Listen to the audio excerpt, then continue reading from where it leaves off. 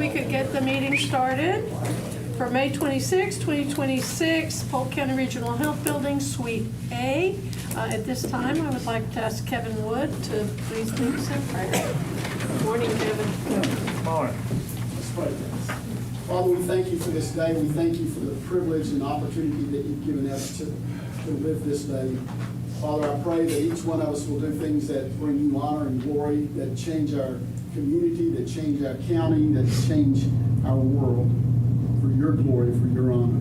Father, I pray for these people that serve our community, and I pray, God, you give them wisdom, that you give them understanding, that you give them a knowledge of what they're dealing with. Father, we thank you for them. We thank you for what they've done. We thank you for what you're doing through this community. We pray, God, that you continue to use each of us to do what we can to make a difference. We pray in Jesus' name. Amen. Thank you. Madam Clerk? I pledge allegiance to the flag of the United States of America and to the republic for which it stands, one nation, under God, indivisible, with liberty and justice for all. Honor the Texas flag. I pledge allegiance to thee, Texas, one state, under God, one and indivisible. Thank you, ma'am. Yes, ma'am. Okay, public comments. We have one public comment. Mr. Lambeth? Ready? Yes, I just wanted to report on the geese. They ain't nothing to report. No geese. That's good news. Good news. Sheriff Department's 15 months to catch them, but when they catch a goose, he's caught. Thank you. Thank you. Okay. Informational reports. Received the Polk County Old Jail Facility Condition Assessment presented by DRG Architects, and it's included in your packet. As discussed at the May 12th meeting, the feasibility study approved by the court in December has been completed, and the report prepared by DRG Architects is included for your review. Basically, this agenda item formally enters the report into the court minutes and allows Gary Adams to present the findings and address any questions from the court. Good morning, Mr. Adams. Are we talking old jail or old jail? We're not talking about the jail. old. Just old jail. Just old. Okay. That's the middle one. I'll try to explain All right. this. Okay. I'm old, so I can use that term any way I want to. Back in the early 80s, the county moved their jail from the old jail up the old jail downtown out to the new site. And in the 90s, they came back and added more beds. That's when I became involved. We had a company in Lufkin, Adams, Richardson, Fisher. We built the second part of it, designed it to bring it all together. It's two different types of jail. The old jail is a steel jail. It has metal walls, sliding doors, bar fronts. The jail that we designed in the 90s is a CMU block wall jail. And it's tilt-up construction, precast, well-made, and that leads us to where we are now. When we built the newest jail you have now, we connected it to the old jail, and thinking that someday you might be able to use the old part. When we went in and started analyzing, the sheriff asked me to come look at it. The part that was built last is in relatively good shape. A couple of the commissioners have been with us going through it. It's been well maintained through the years. I think the sheriff kept his people over there, kept the climate control in that part of it. The old jail, the steel jail, has record storage in it. It has not been well maintained because of the state it was in when the county moved out of it. The plumbing and the chases, where all the commodes back up, all of that's cast iron. Most of it is rusty, rotting off at the floor. The systems, the air conditioning systems, all of that is, of course, it's 1980s. So it is in poor shape. We brought in a civil engineer to look at it. We brought in a mechanical engineer and our electrical engineer that help us on all of our other projects. They went through, some of those pictures you see in the report are from those trips. They recommended, and we agreed with them, not to do anything to the existing old jail, other than use it for what you're using it for. With those bar fronts, there's a mechanism, you pull a pin, turn a crank, all this stuff to make it work. Those mechanisms are worn out. I talked with Grady Woods. He had tried to take the cover plates off of some of the systems to see how bad it's worn. It's been painted over so many times you can't get the screws out. So the old jail is really at a point where you could probably spend as much money trying to get it up and running as you would spend if you went out and built a new section to the jail. We recommend to continue doing what you're doing. The county's found the money to buy new fan motors. I think you're waiting on 3 or 4 now. From Ferrara is your mechanical contractor. Once he gets all the equipment, the worn out electrical motors that drive the smoke purge, the new air conditioners, y'all have spent a lot of money out there on that part of it. At some point in the near future, there'll be a smoke test done. Ferrara can do that. I'll come over and be with them, walk them through that.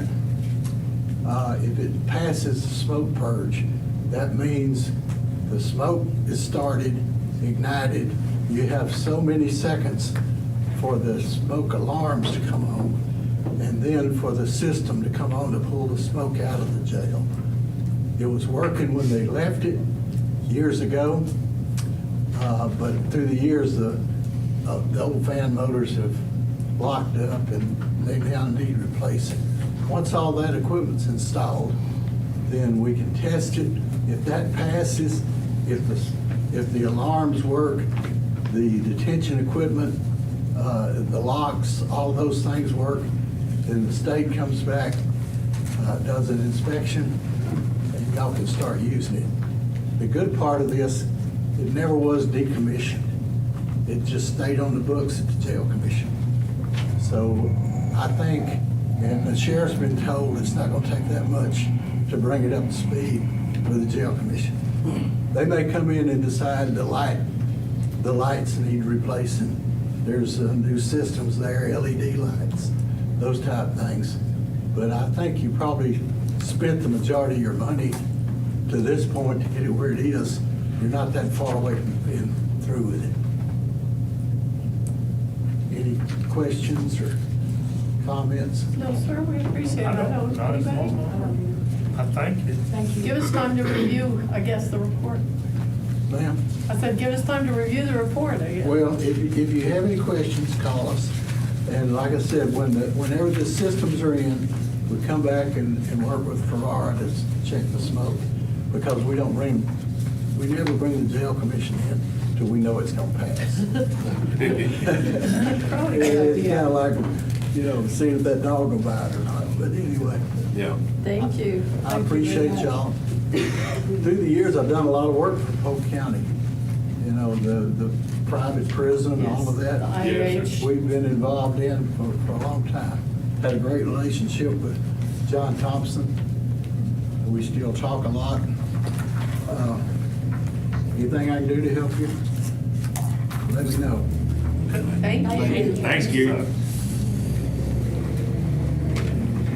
Okay, does anyone else have anything? Okay. Judge, I provided everybody with an election inspector report for the primary election.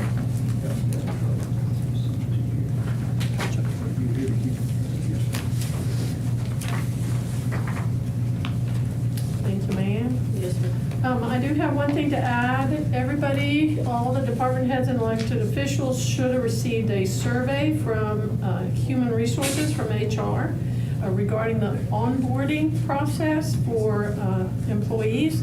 So please make sure you check your emails and you get the information back to HR by this Friday so that they can take a look at whether or not how that process is working. There have been some issues with it, and so we're looking at other options. Okay, old business, we're going to delete until the compensation, the request for reclassification of secretary to office manager. That's going to be deleted until the compensation survey is complete, because that'll give us an opportunity to look at all those jobs. So moved. Second. Commissioner Purvis, Commissioner Cassidy, all in favor say aye. Aye. Any opposed? Motion carries. Okay, new business, the consent agenda. We need to pull item number 9. At this time, the district attorney would like to delete until further notice, and because she wants to review the agreement submitted. Is there anything else that anyone wishes to pull? Okay, I need an approval with the exception of number 9. Second. Commissioner Dubus, Commissioner Robertson, all in favor say aye. Aye. Any opposed? Motion carries. Okay. Now, new You need a business? motion to delete number 9? No, that's in the motion. Okay. Okay, is, new business, regular agenda, item number 16. Consider approval of personnel matters as follows. Personnel action form requests submitted by department heads since last meeting, a review of any authorized emergency hiring. We have no emergency hires at this time. We included the preliminary listing of the PAS in your packet. So moved. Second.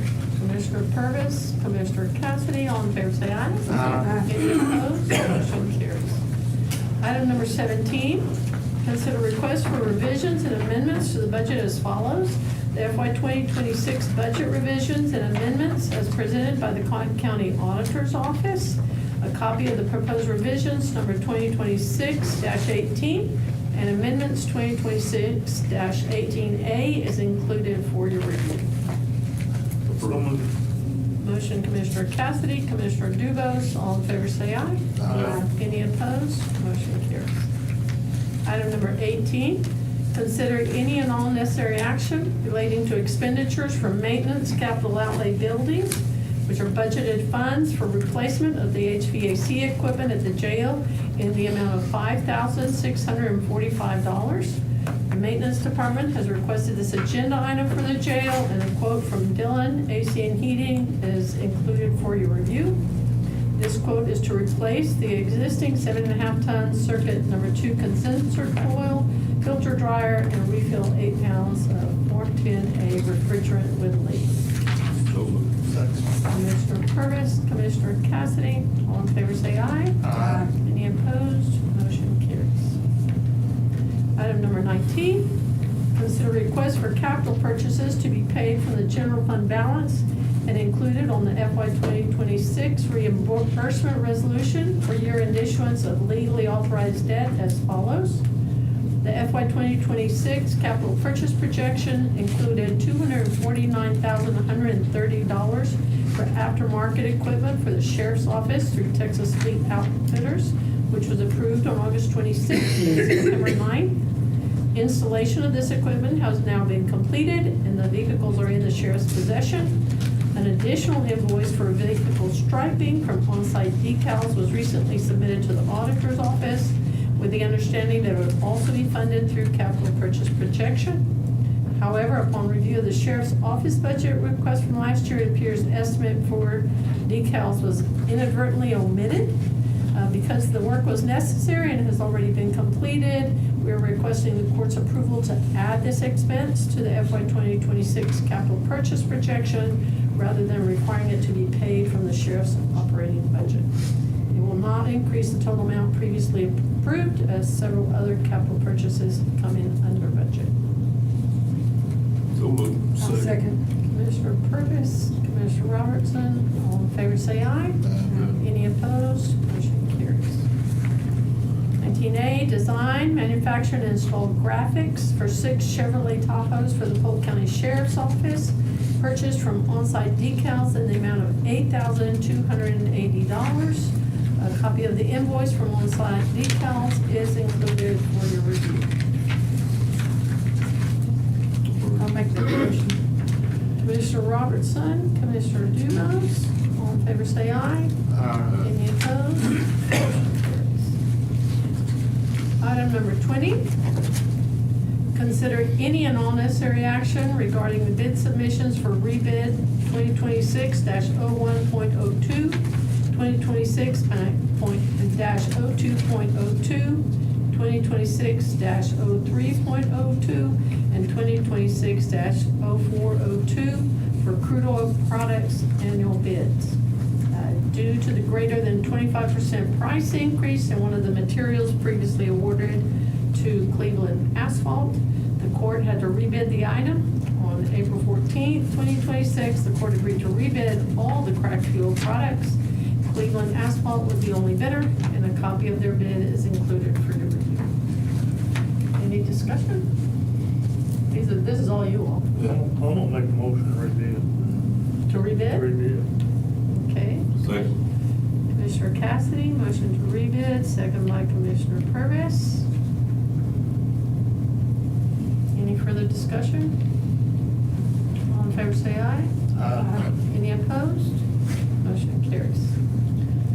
Item number 21, consider approval of a request to advertise for bid for the construction of the Lake Livingston Building, GLO contract number 24-065-044-E536. This is the Lake Livingston Building, is one of the projects included in GLO contract 24.065-044-E536. Project in this grant also include road improvements and water system improvements. At this time, we need more information from GLS before, again, the whole packet can be looked at. And so this has been requested. We have our grant contractors here, grant administrators here, and they'll be more than happy to visit with you after court. But at this time, I would like the court to consider tabling it for further review. We don't have all the information that we need from GLS. Approved. Second. Motion to table, Commissioner Ducos, Commissioner Purvis. All in favor, say aye. Aye. Any opposed? Motion carries. Number 22, consider any and all necessary action related to Sheriff Lyons' request to cancel the contract with Texas Department of Public Safety for the construction of a commercial driver's license facility. You know, when I came on board, they were talking about that.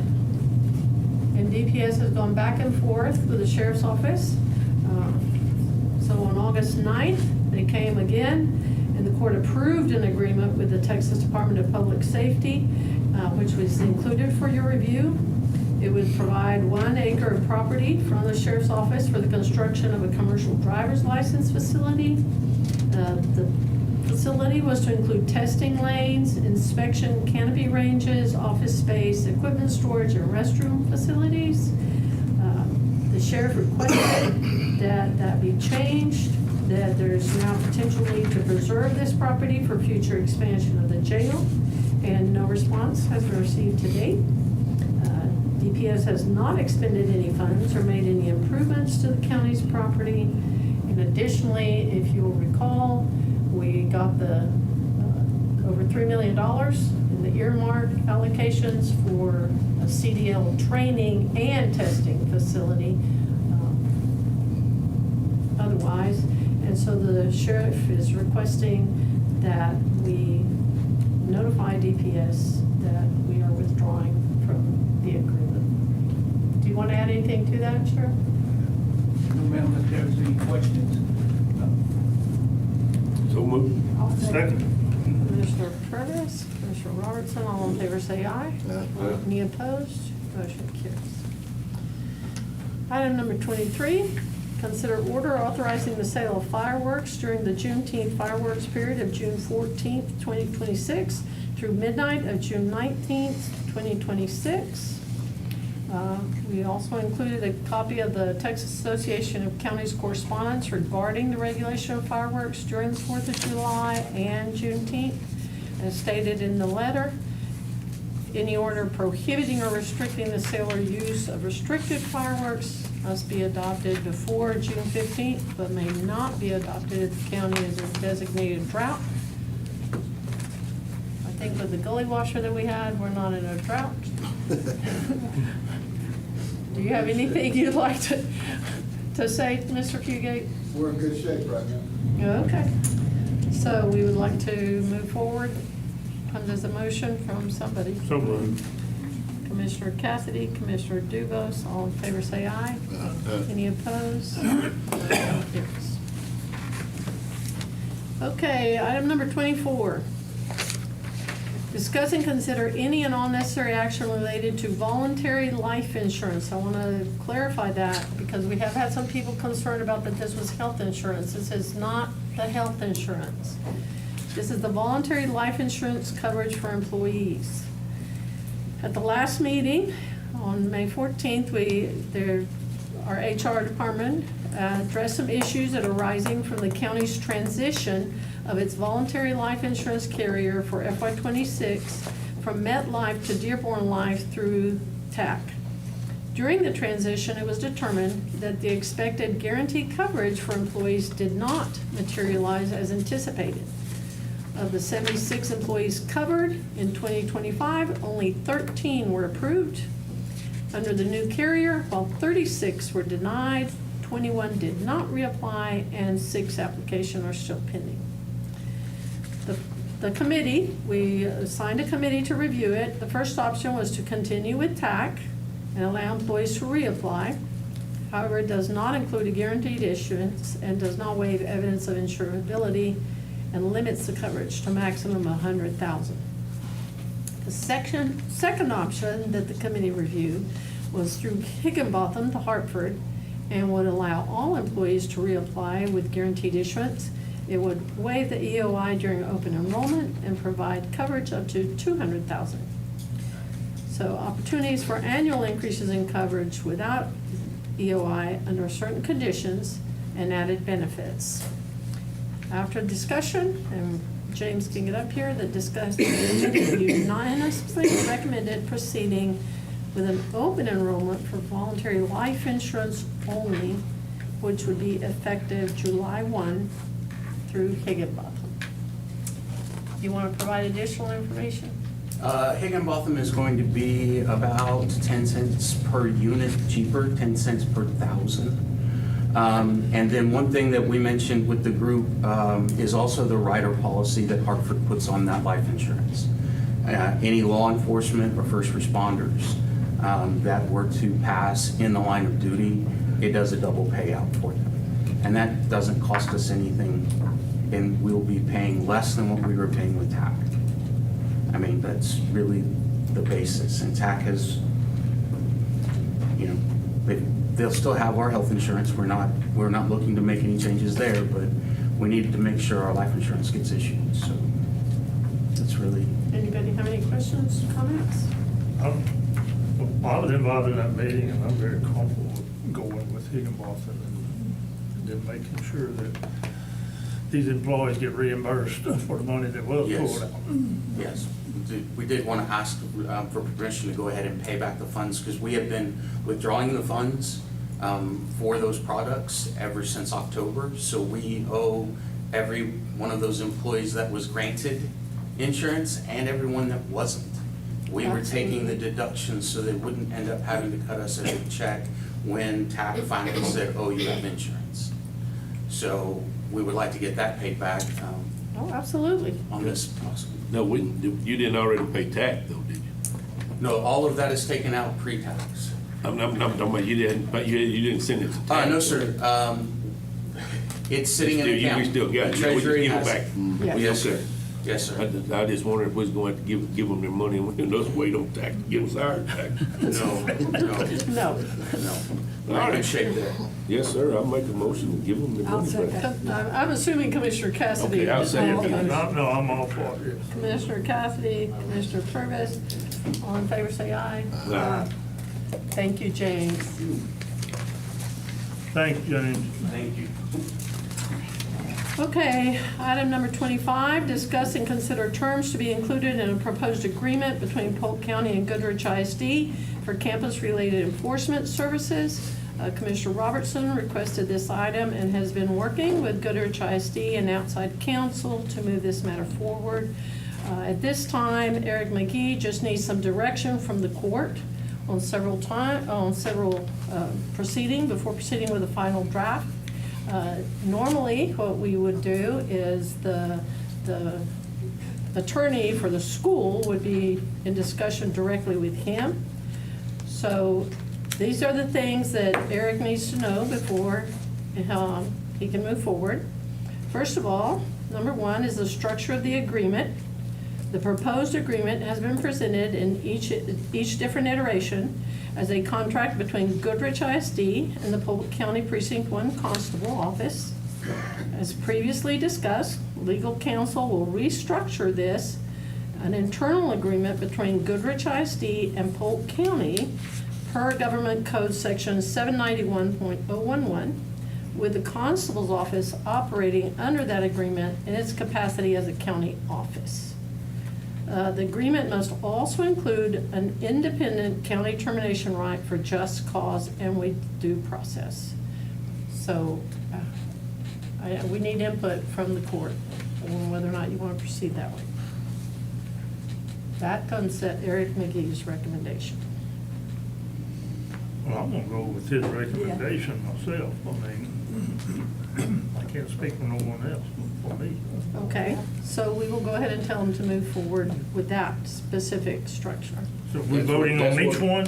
That's what Eric says. This is just guidance so that Eric will know which direction to go with the contract, Okay. okay? This is, we are not voting per Okay, se. gotcha. Eric McGee will then send us the document, and then that's when we will vote. This is just him saying, look, he's gotten multiple agreements. They're not all exactly the same. So he's just trying to consolidate and make sure that we are following TEA guidelines, county government guidelines, legal guidelines, everything. He's been Huh? really good to work with. Yes. Okay, the second thing he needs is the definition of the role. Goodrich ISD already participates in the Guardian program and is in compliance with state school safety requirements. The legal counsel has advised that the court may wish to consider whether formally designating this role as a school resource officer is appropriate or necessary. A deputy constable providing a peace officer presence on campus would satisfy the needs of all parties without the additional statutory responsibilities and liability exposure that accompany a formal SRO designation.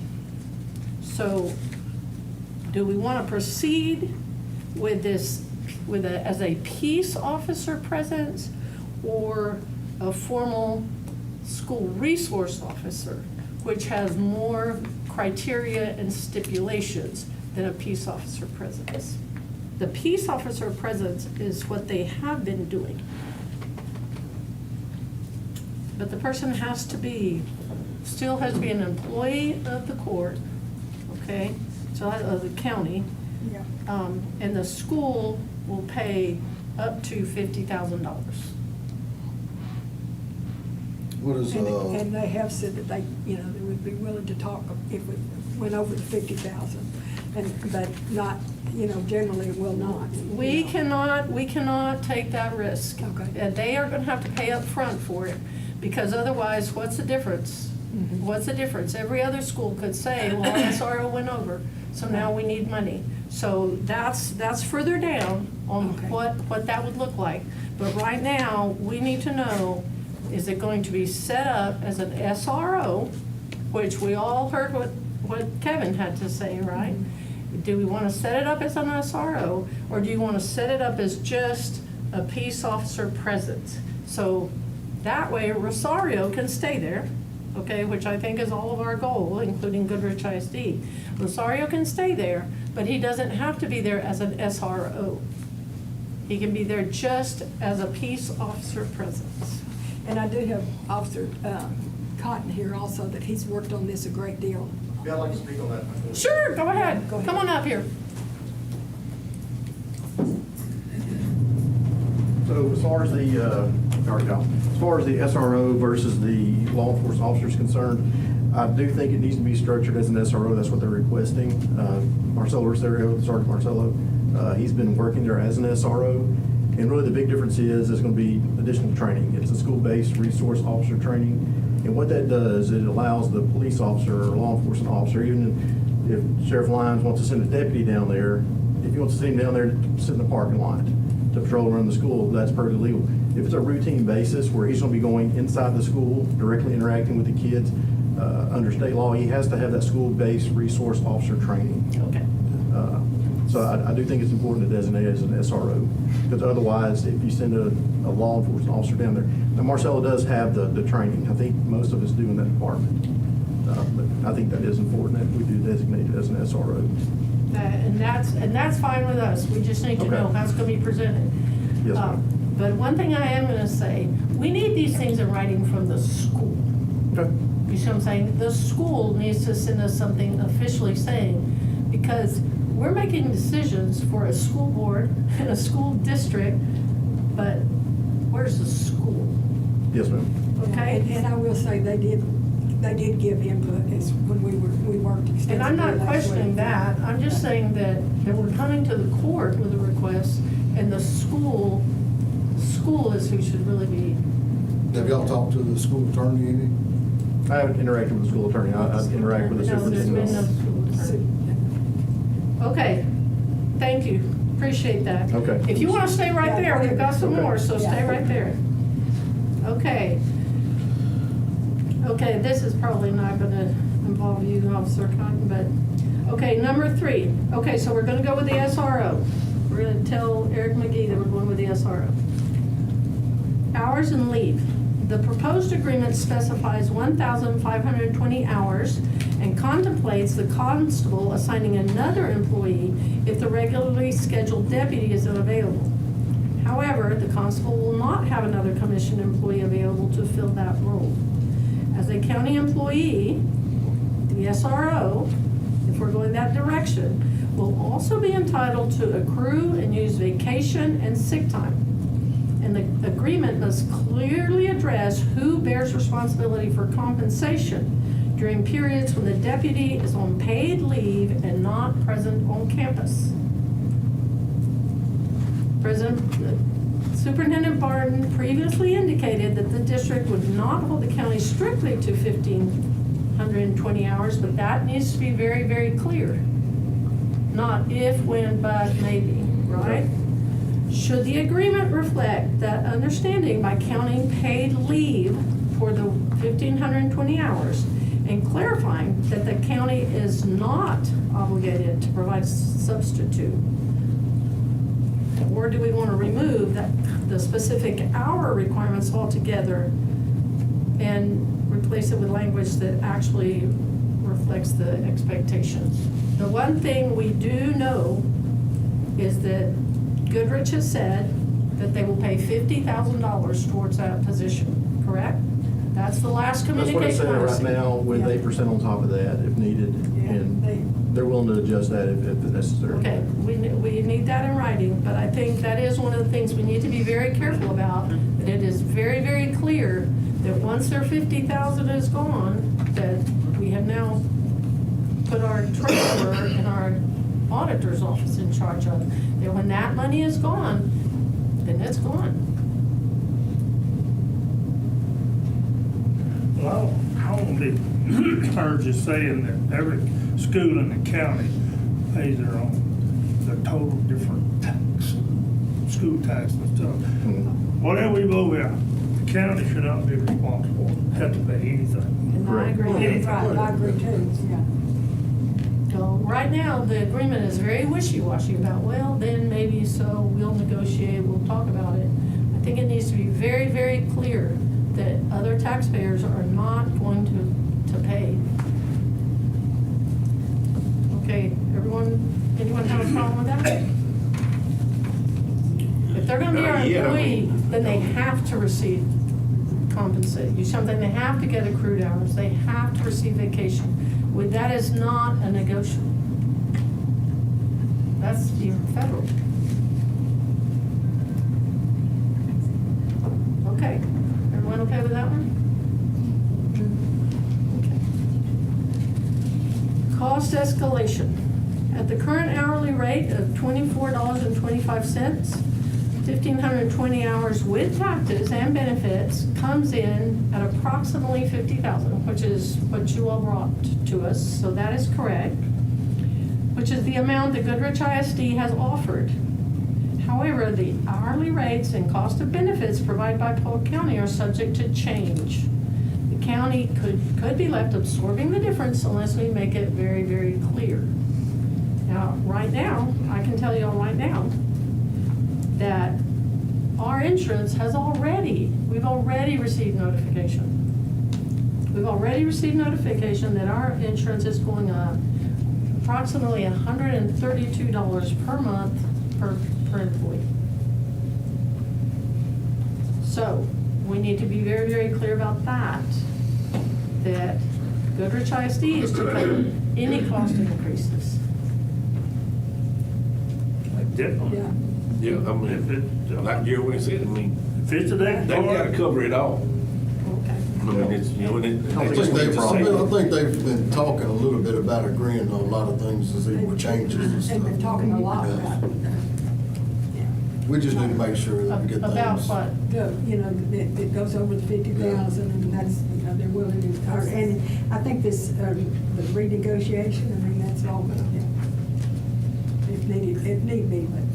That's my point. My point is if the changes are automatic, and the Federal Labor Standards Act says that they are our employee and we must pay them, then there should not be any renegotiation. It should just be, you pay it Yeah. or you don't. And definitely. that's it. Well, I mean, There's too many open-ended things in this deal right now, for me. Yes, sir. Way too many. I mean, it just needs to say, you know, Well, I thought, Goodrich is gonna pay for the officer, period. Yeah, I mean, Whatever it that's the is. intent here. That's the intent. Right now, that's But it's not not what we in have. there, though. Right now, that's not what we have. Right now, it says we have $50,000. Yeah. And But we don't pay for any other schools. no, sir, we do not pay anything for They any just other need to school. say that they're gonna cover it, and then simplify the hell out of it. No, that's why we need. Well, I think they have. Yes. Even when the guy was up here the last time, he even admitted that. Yeah, but it's you know, not- they- It's well, I not know putting it in that, writing. but they need to Yeah. make sure, No, they need it- to stipulate everything's in here. gotta be in writing. Yeah. Everything has to be very, very clear in this agreement. Because basically, we have a memo, we have an agreement, we have some discussion, but none of them align. So Yep. we need guidance for our legal counsel. Okay, on number 5, it says Personnel Authorities, Section 1.4 of the current draft gives the Goodrich Independent School District Superintendent authority to reject the assignment of a specific Polk County employee and request a replacement. The county cannot enter into an agreement that allows another entity to control personnel decisions for a county employee. This creates a huge employment liability with no protection from the county. And I agree that, I mean, obviously, you'd be better served if the Goodrich ISD superintendent liked the person or wanted that person on campus. But if they're a county employee, then we don't know what the next superintendent will think or what the next employee. And that's been discussed. We can just omit that from the Okay. contract. That's not a problem. Okay?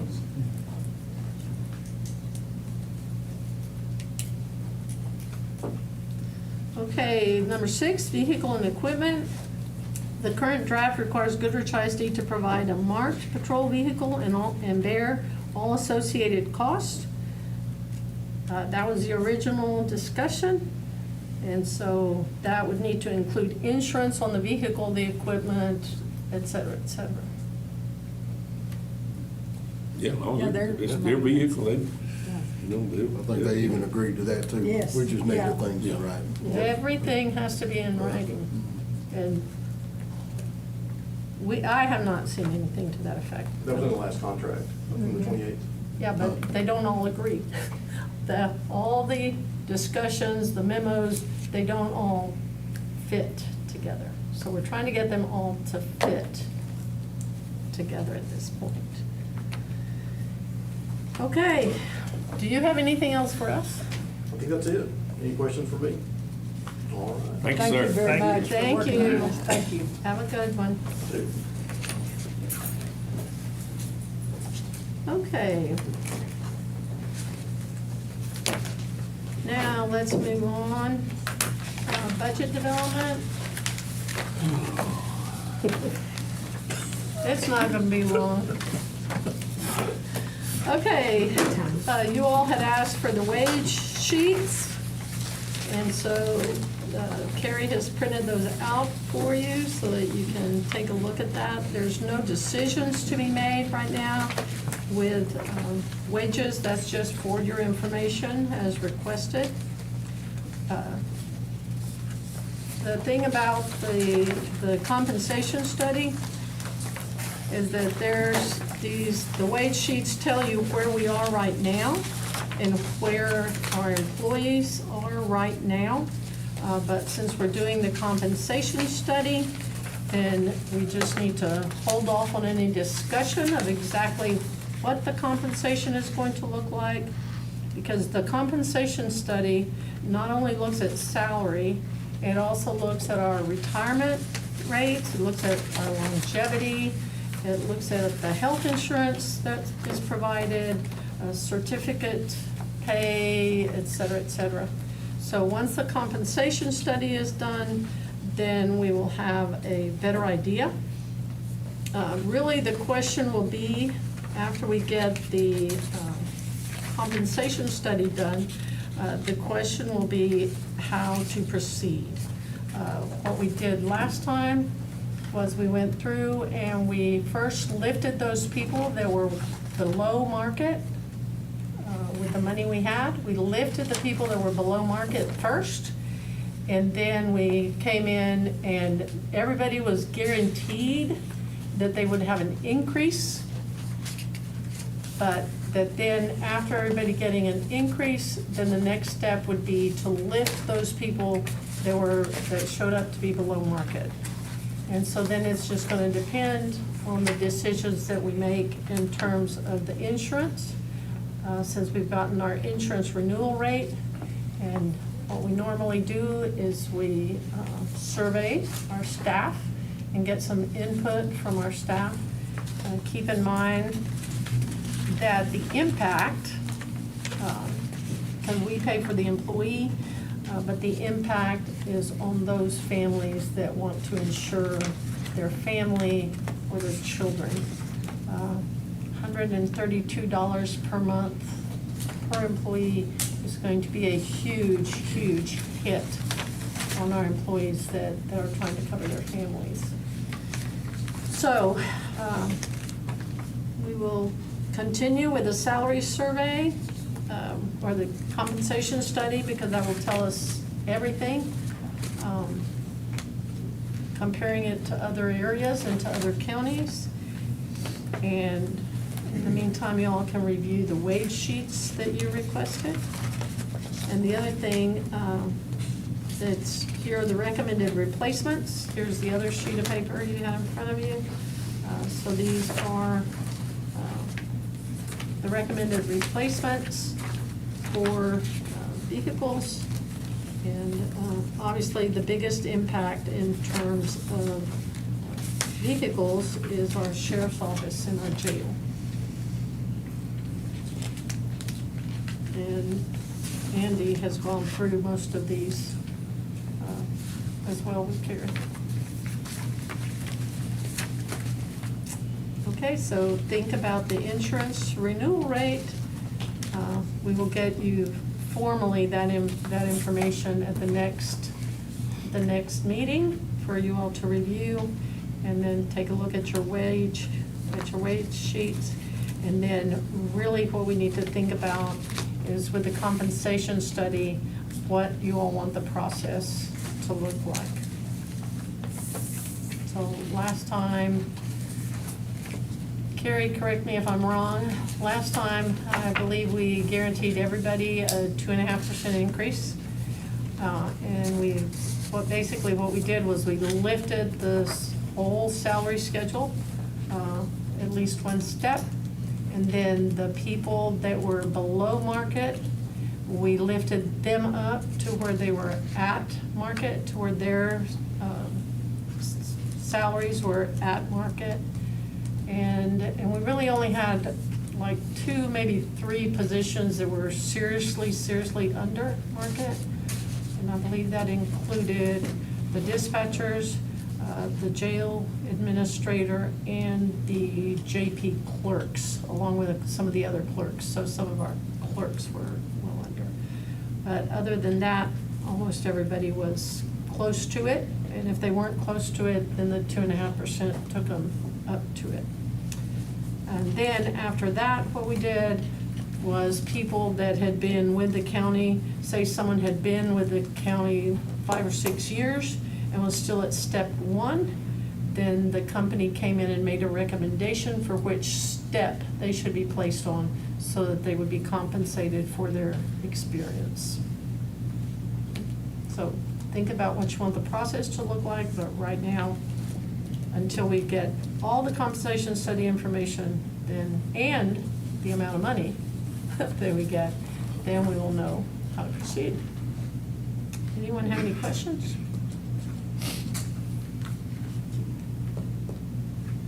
Okay. Commissioner Purvis? Second.